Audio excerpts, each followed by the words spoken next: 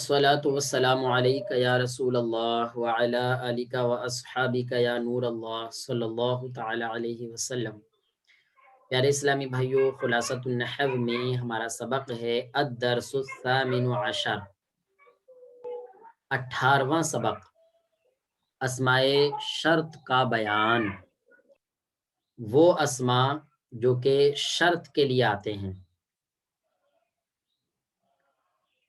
जैसे देखें, आम तौर से बोला जाता है,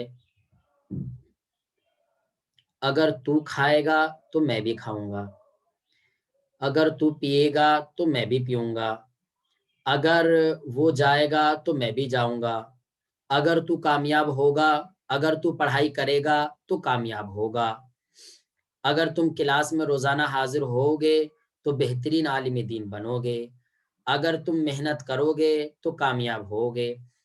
तो इस तरीके से क्या होता है, दो दो जुमले होते हैं कि जिन दो जुमलों में पहले वाले जुमले को शर्त और दूसरे वाले जुमले को जजा कहा जाता है। यानी अगर पहला वाला जुमला वाक़ई होगा तभी दूसरा वाला जुमला वाक़ई होगा। ठीक है, जैसा कि आपने कहा, अगर तू जाएगा तो मैं जाऊंगा, तो तू जाएगा मैं जाऊंगा, इसके लिए दो जुमले हैं हमारे पास। तज़हबू तू जाएगा, अज़हबू मैं जाऊंगा। तो तज़हबू का माना तू जाएगा, अज़हबू का माना मैं जाऊंगा। अब ये अलग अलग दो जुमले हैं, दोनों के दोनों जुमले फेलिया हैं। अब इसमें एक जुमले को शर्त और दूसरे जुमले को जजा करना है। यानी ऐसे करना है कि अगर पहला वाला वाक़ई हो तो दूसरा वाला वाक़ई हो। इस तरीके से अगर इसमें बनाना है तो हम इसके अंदर जो है इसमें शर्त रख देंगे। क्या रख देंगे? इसमें शर्त या हरफे शर्त। दो तरह के हैं, बाज अस्मा हैं जो कि शर्त का माना अदा करते हैं और बाज हुरूफ हैं जो कि शर्त का माना अदा करते हैं। ठीक है, तो उसमें कह दिया जाएगा इन तज़हब अज़हब, अगर तू जाएगा तो मैं जाऊंगा। ठीक है ना, जैसा कि जिसको तू मारेगा मैं मारूंगा तो कहा जाएगा मन तजरिब अजरिब, जिसको तू मारेगा उसको मैं मारूंगा। तो इस तरीके के जो जुमले होते हैं, तो इन दो जुमलों में पहले वाले जुमले को शर्त और दूसरे वाले जुमले को जजा कहा जाता है। ठीक है, चलिए, अब वो अस्मा जिनके जरिए शर्त और जजा का माना पैदा हो रहा है, वो अस्मा जो हैं जिनके जरिए शर्त और जजा का माना पैदा हो रहा है, उन्हीं अस्मा को अस्माए शर्तिया कहते हैं। और वो अस्माए शर्तिया यहाँ पर 11 शुमार किए गए हैं। क्या क्या है?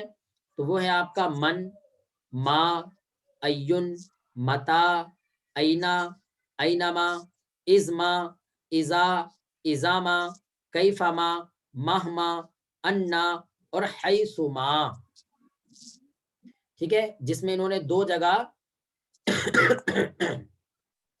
दो दो बयान, तीन जगह दो दो बयान किए हैं, मता और मतामा। ये भी तो ये तकरीबन 14 अस्माए शर्तियां यहाँ पर बयान किए गए हैं। दोबारा से देख लीजिए, मन, मा, अय्युन, मता, मता मा, ये दो हो गए एक साथ। ऐना, ऐनामा, ये दो हो गए। इज़मा, इज़ा, इज़ामा और कैफामा और महमा और अन्ना और हैसुमा, ये सारे के सारे अस्मा अस्माए शर्तियां हैं।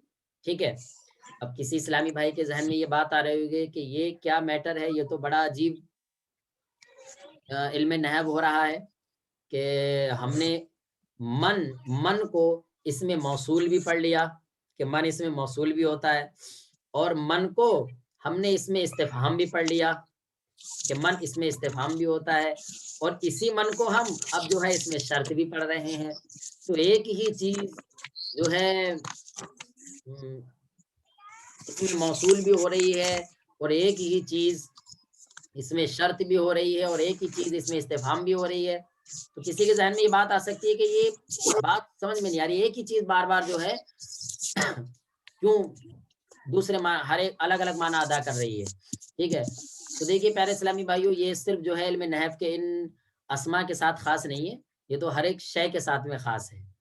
आप देख लीजिए, अहमद हुसैन भाई को अगर आप देखें उनके वालिदैन की तरफ निगाह करते हुए, तो अहमद हुसैन भाई बेटे हैं اور اگر احمد حسن بھائی کو دیکھیں ان کے بچوں کی طرف نگاہ کرتے ہوئے تو ماشاءاللہ وہ باپ ہیں. اگر احمد حسن بھائی کو آپ دیکھیں ان کے بھائی بہنوں کی طرف نگاہ کرتے ہوئے تو بھائی ہیں. اگر احمد حسن بھائی کو آپ دیکھیں جو ہے شریک حیات کی طرف نگاہ کرتے ہوئے تو ماشاءاللہ شوہر ہیں. ٹھیک ہے. اگر جو ہے احمد حسن بھائی کو دیکھیں ایک استاد کی طرف نسبت کرتے ہوئے تو شاگرد ہیں. اور اگر دیکھیں ان کے شاگردوں کی طرف نسبت کرتے ہوئے تو استاد ہیں. تو کہنے کا مطلب یہ کہ ایک ہی شے مختلف وقتوں میں مختلف صفات سے متصف ہو سکتی ہے. ٹھیک ہے.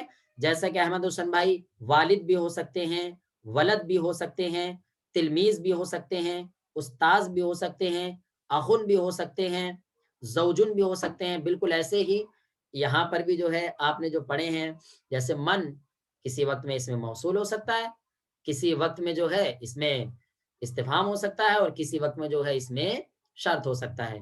پہچاننے کا وہی طریقہ جیسا کہ آپ ان کو پہچانیں گے قرینہ ہوگا، اسی طریقے سے آپ یہاں پر بھی پہچان لیں گے. یعنی جب دیکھیں گے کہ ہاں موصول کے طور پر استعمال ہو رہا ہے تو سمجھ جائیں گے اس میں موصول ہے، استفہام کے طور پہ استعمال ہو رہا ہے تو سمجھ جائیں گے اس میں استفہام ہے. ٹھیک ہے نا. اسی طریقے سے سمجھ جائیں گے. ٹھیک ہے. چلیے آئیے پیارے اسلامی بھائیو اب ہم آتے ہیں ان میں ان کے اصل معانی کی طرف. ٹھیک ہے.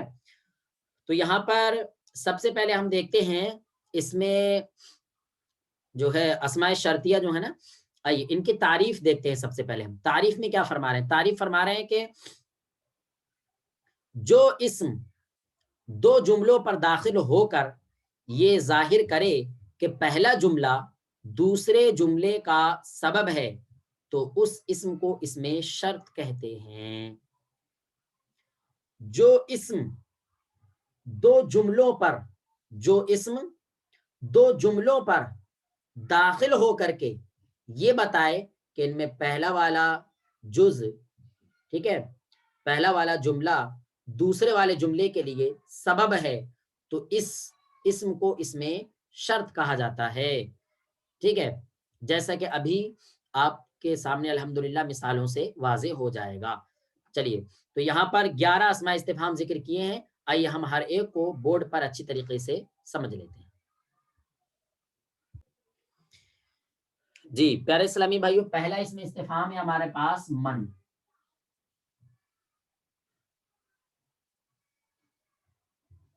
پہلا اسم استفہام ہے من، جس کا معنی آتا ہے جو.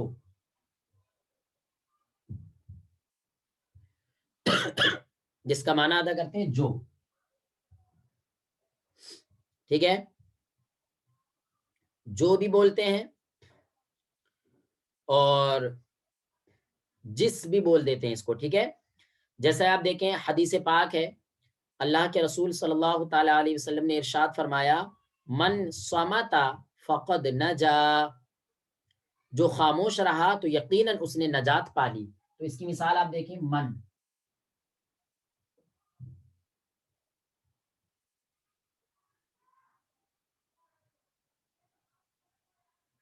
صمتا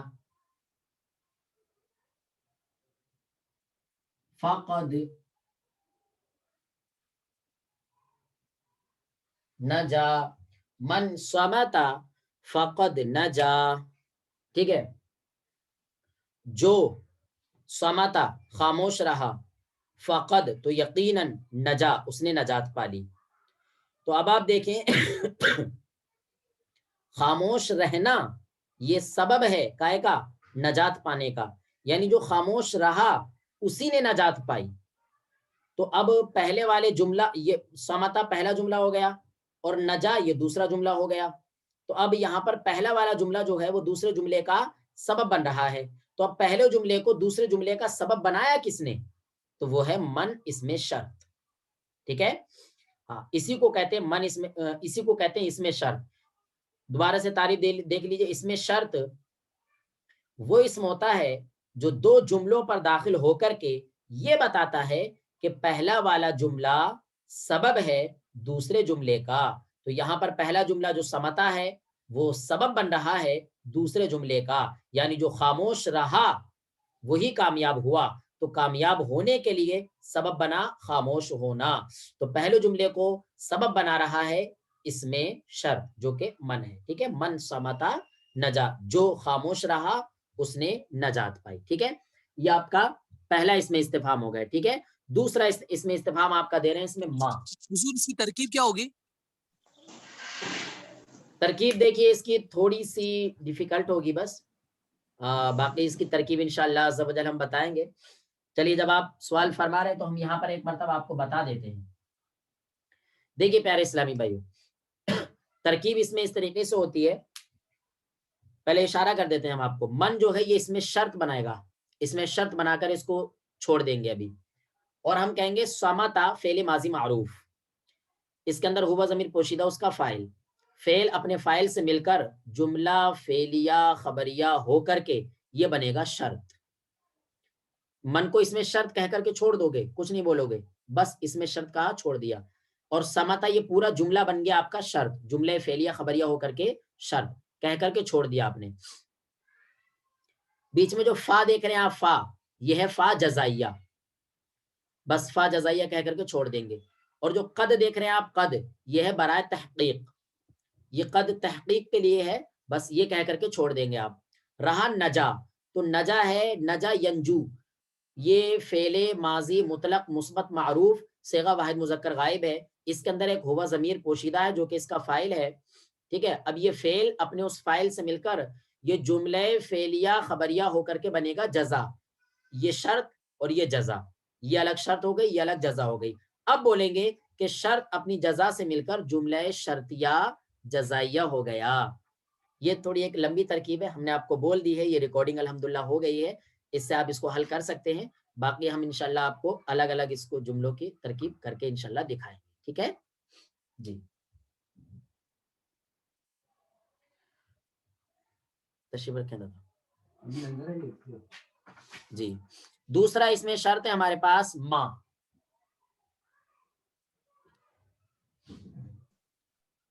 ماں کا معنی آتا ہے جو,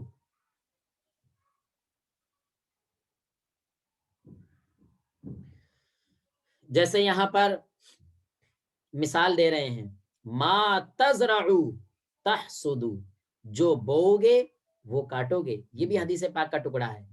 ما تزرعو, جو بو گے وہ کاٹو گے. ٹھیک ہے, مثال دے رہے ہیں,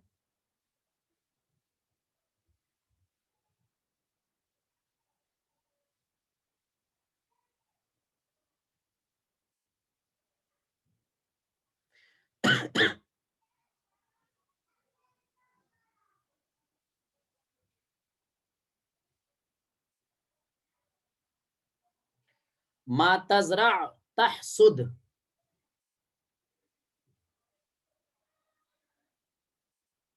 یہ تزرعو نہیں بولا جائے گا, تزرع بولا جائے گا. ما تزرع تحصد, جو بو گے وہ کاٹو گے. تو اس میں آپ دیکھیں, آپ مجھے یہ بتائیے کہ بغیر بوئے کاٹ لیا جائے گا؟ نہیں, بلکہ پہلے بویا جاتا ہے تب کاٹا جاتا ہے, بغیر بوئے کچھ نہیں ہو سکتا. اب اس کا مفہوم تو آپ الحمدللہ پڑھتے ہی رہتے ہیں کہ دنیا میں اگر اعمال صالحہ کرو گے تو آخرت میں اچھا بدلہ مل جائے گا, اور اگر دنیا میں اعمال صالحہ نہیں ہے تو اچھا بدلہ بھی ملنا بہت مشکل ہے. تو اب آپ اس میں دیکھیں, تزرعو اس کا معنی آتا ہے زرع یزرعو کا معنی آتا ہے کھیتی کرنا, بونا, اور حسد یحسد اس کا معنی آتا ہے کھیتی کو کاٹنا. تو اما کا معنی جو تزرع تو بوئے گا, تزرعو یہ واحد مذکر حاضر کا صیغہ ہے, جو تو بوئے گا, تحسدو کاٹے گا, یعنی جو تو بوئے گا وہی کاٹے گا. تو اب آپ یہ دیکھیں کاٹنے کا سبب کیا بن رہا ہے, بونا, بویا جا رہا ہے تبھی کاٹا جا رہا ہے. ٹھیک ہے, تو اب یہاں پر پہلا جو جملہ, دو جملے ہو گئے, یہ پہلا جملہ ہو گیا شرط اور دوسرا جملہ ہو گیا جزا. پہلا والا جملہ جو ہے یہ بن رہا ہے سبب, کس کے لیے, دوسرے والے جملے کے لیے. تو اب پہلے والے جملے کو سبب کس نے بنایا, اس ما اس میں استفہام نے. ما تزرع تحصد, جو تو بوئے گا کاٹے گا, جو بوئے گا کاٹے گا, یعنی جو بوئے گا وہی کاٹے گا. ٹھیک ہے, یہ ہو گیا آپ کا دوسرا. تیسرا آ رہا ہے آپ کا ایون. اس میں استفہام بولیں گے یا اس میں شرطیہ بولیں گے؟ جی اس میں شرط بولیں گے، ما اس میں شرط ہے، ہمارے زبان سے اس میں نکل گیا تھا کیا؟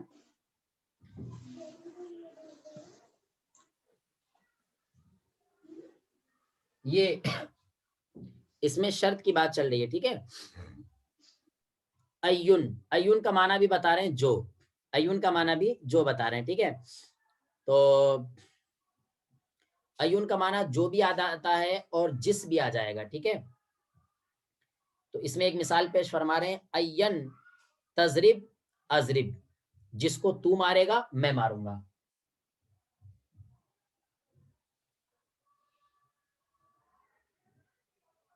این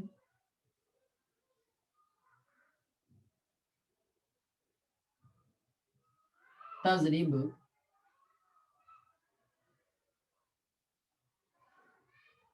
اضرب، یاد ہے کہ این جس کو تضرب تو مارے گا، اضرب میں ماروں گا. تو اب آپ یہ دیکھیں میرے مارنے کا سبب کیا ہے؟ تیرا مارنا، یعنی تو مارے گا تب میں ماروں گا، اگر تو نہیں مارے گا تو میں نہیں ماروں گا. تو اب یہاں پر پہلا والا جملہ یہ سبب بن رہا ہے دوسرے والے جملے کے لیے. تو اس پہلے والے جملے کو سبب کس نے بنایا؟ ایون، اس میں شرط نے، ٹھیک ہے. تو این تضرب، جسے تو مارے گا، اضرب میں ماروں گا، ٹھیک ہے. یہاں تک ہمارے 3 اس میں استفہام ہو گئے. چوتھا ہے ہمارا متا. جی حضور اس میں ایک مضارع ہے اور ایک امر کا صیغہ ہے.